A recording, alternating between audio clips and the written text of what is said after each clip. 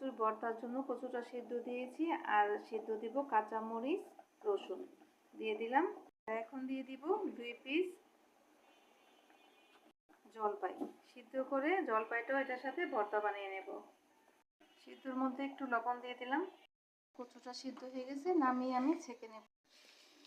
ঢেলে দিলাম। এখন মরিচ ভেজে নেব। মরিচের সাথে একটু কালো জিরা ভেজে নেব। এটাকে ভালো করে নেড়ে চেড়ে ভেজে নিতে হবে। এখন আমি এটার সাথে কচু, কাঁচামরিচ, রসুন ভেজে নেব। এভাবে একটু নেড়ে চেড়ে শুধু ভেজে নেব। সবগুলো ভাজা হয়ে গেছে, এখন আমি নামিয়ে নেব। এখন সব কিছু আমি পাটার মধ্যে দিয়ে দিলাম ভর্তার জন্য। এখন একটু লবণ দিয়ে মরিচটা বেটে নেব। এখন আমি বেটে নেব। মরিচটা আগে বেটে নিলাম। তো কচুগুলো এত নরম হয়েছে, এই যে দিলেই মানে একদম মিশে যাবে, এরকম করে আমি বেটে নেব।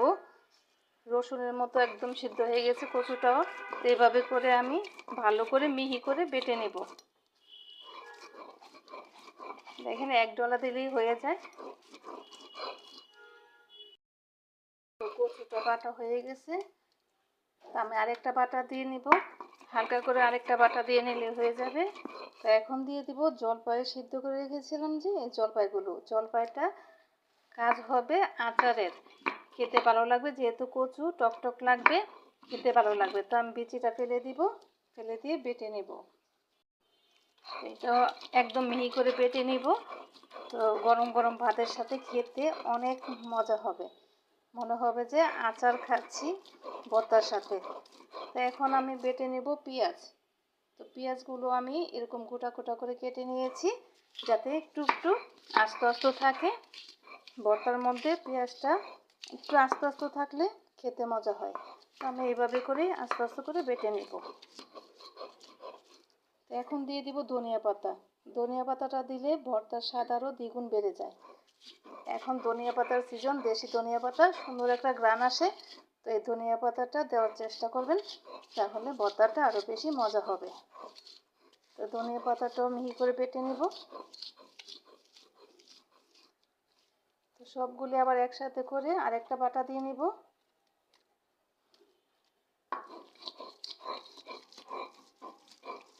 এই দেখেন, ভর্তার কালারটাও কত সুন্দর হয়েছে। ধনিয়া পাতা দিলে অন্য একটা টেস্ট, খেতে ভালো লাগে। এই তো ভর্তাটা হয়ে গেল, পেঁয়াজগুলো আস্তে আস্তে হয়ে গেল। তো এখন আমি ভর্তাটাকে উঠাই নেব।